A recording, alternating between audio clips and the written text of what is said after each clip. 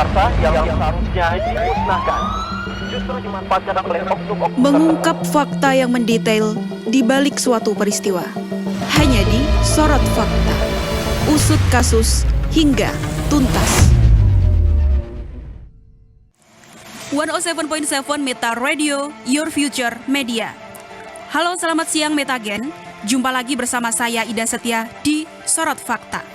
Mengusut kasus di balik peristiwa hingga tuntas. Sorot Fakta. Usut kasus hingga tuntas. Kali ini kita akan membahas mengenai obat herbal ilegal berbahaya yang marak beredar di tengah masyarakat. Bagaimanakah hasil pengujian dari BPOM Yogyakarta? Simak hasil wawancara berikut ini. Selama periode Juli 2020 hingga September 2021, Badan Pengawas Obat dan Makanan atau BPOM melakukan pengujian terhadap obat-obatan tradisional dan dihasilkan 53 produk obat tradisional mengandung bahan kimia obat atau BKO yang berbahaya. Dalam situs resminya, BPOM menyebut bahwa temuan BKO pada produk obat tradisional tersebut adalah efedrin dan pseudofedrin. Padahal, kandungan efedrin dan pseudofedrin berisiko dapat menimbulkan gangguan kesehatan, seperti sakit kepala, reaksi alergi, hingga pembengkakan. Obat-obatan tersebut tentu belum mendapat izin edar dari BPOM alias ilegal. Lantas, apakah saat ini masih ada obat-obatan ilegal yang beredar di negara kita? Simak Sorot Fakta.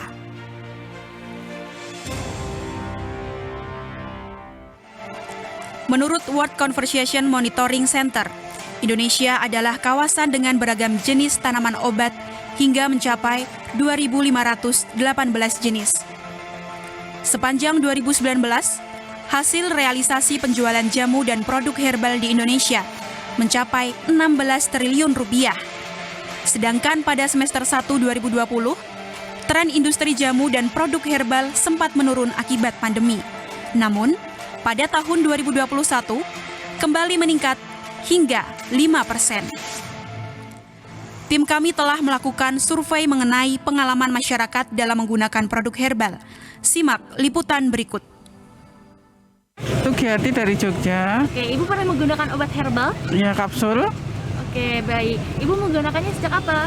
Sekitar 5 tahun yang 5 lalu. tahun yang lalu. Efek terhadap tubuh Ibu seperti apa, Bu? Itu maksudnya badan terasa segar untuk daya tahan tubuh aja. Baik.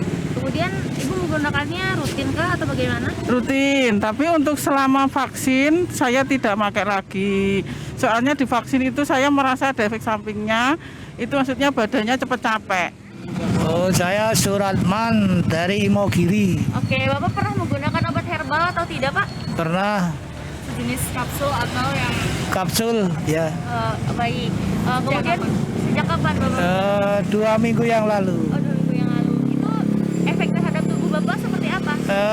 Kemarin kan agak linu gitu, terus enteng gitu loh, enteng. Ya, menghilangkan linu-linu gitu. Oke. Kenalkan, namaku Olivia dan aku berasal dari Surakarta. Aku pernah memakai obat herbal berbentuk kantung teh dan menurut aku obat herbal yang kupakai itu sangat amat tidak aman dan mengganggu pencernaan serta metabolisme dari tubuh aku sendiri. Metagen, setelah ini kita juga akan membahas mengenai hasil liputan yang dilakukan oleh reporter kami. Stay tune di 107.7 Meta Radio, Your Future Media. Sorot Fakta. Usut kasus hingga tuntas. Sorot Fakta. Usut kasus hingga tuntas. Metagen, untuk membuktikan maraknya peredaran obat-obatan ilegal di masyarakat, beberapa waktu lalu reporter kami Alifah telah melakukan penelusuran di beberapa lokasi toko-toko jamu tradisional dan online. Alifah, bisa kamu ceritakan bagaimana hasil penelusuran kamu selama di lapangan? Baik, Ida, kami telah menelusuri obat herbal yang dicurigai karena efek cepat sembuh kepada tubuh. Nah, dari situlah kami mencari toko-toko dan menemukan obat wasir. Kami melakukan transaksi secara langsung dan menyamar sebagai reseller.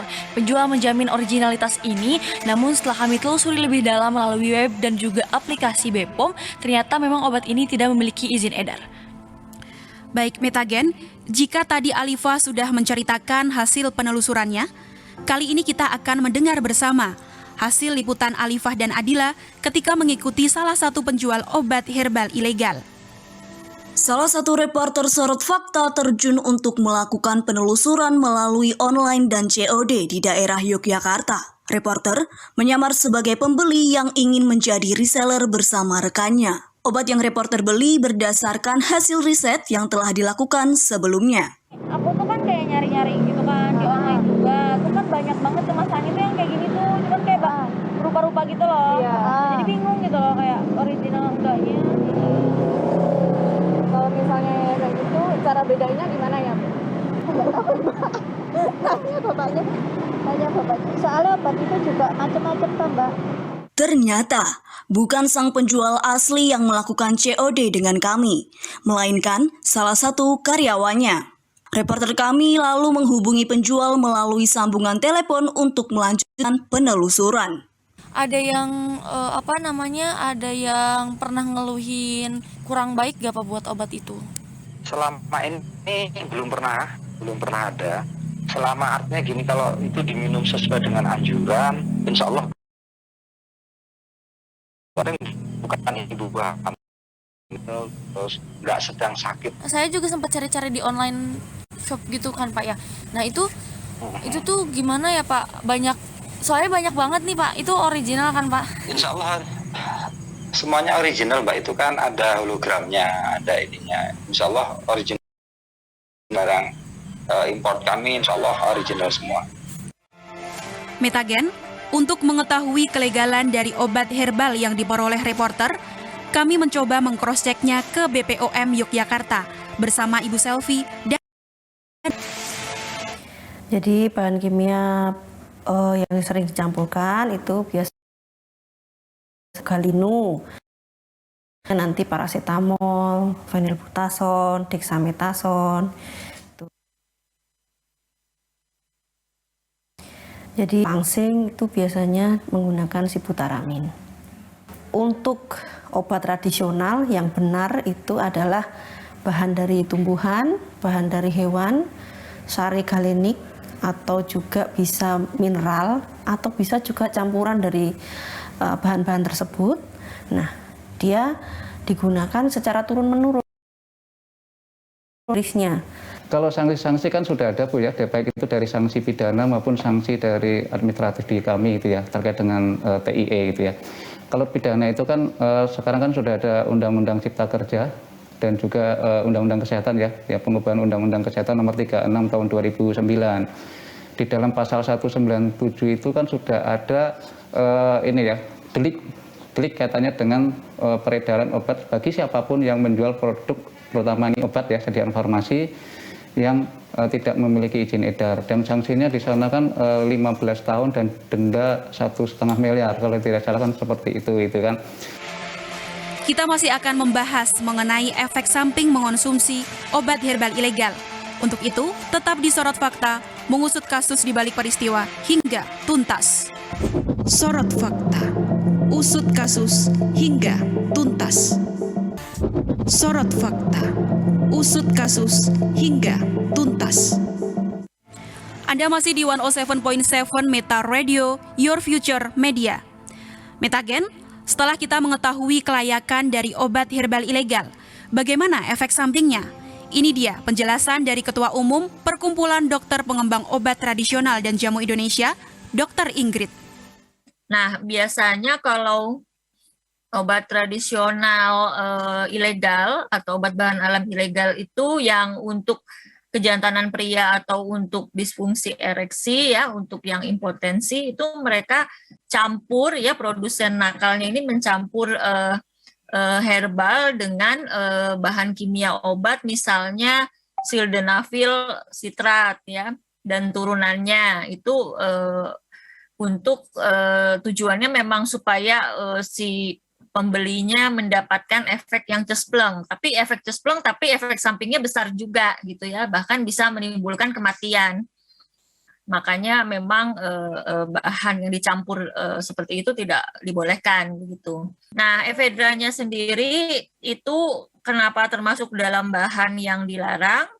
Karena efedra ini efek sampingnya diantaranya yang cukup bisa berakibat fatal adalah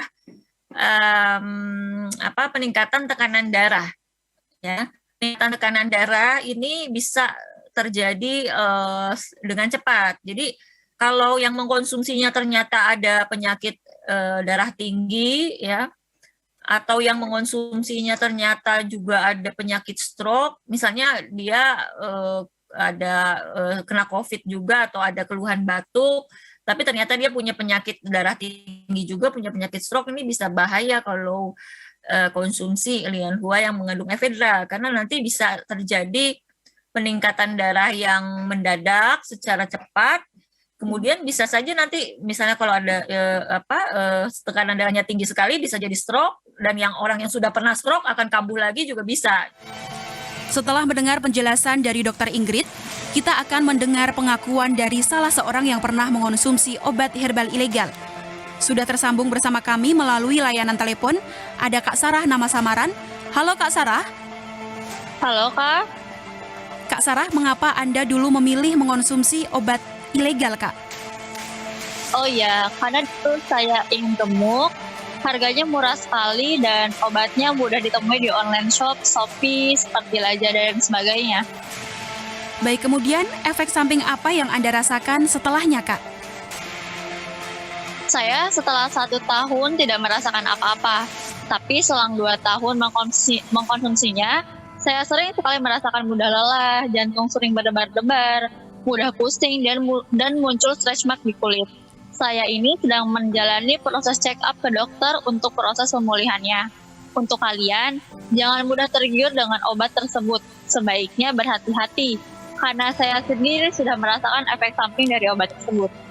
Baik Kak Sarah, dan Metagen untuk dapat terhindar dari obat-obatan ilegal, tim BPOM menyarankan agar selalu ingat ceklik, yakni kemasan, label, hingga izin edar dan kadaluarsa. Hati-hati dalam membeli obat herbal secara online, sebab pembeli tidak bisa ceklik secara langsung. Dan akhirnya, saya Ida Setia bersama kerabat kerja yang bertugas pamit undur diri. Stay healthy dan patuhi protokol kesehatan. Selamat siang dan sampai jumpa. Produk kadaluarsa yang seharusnya dimusnahkan justru dimanfaatkan oleh oknum-oknum Mengungkap fakta yang mendetail di balik suatu peristiwa. Hanya di Sorot Fakta.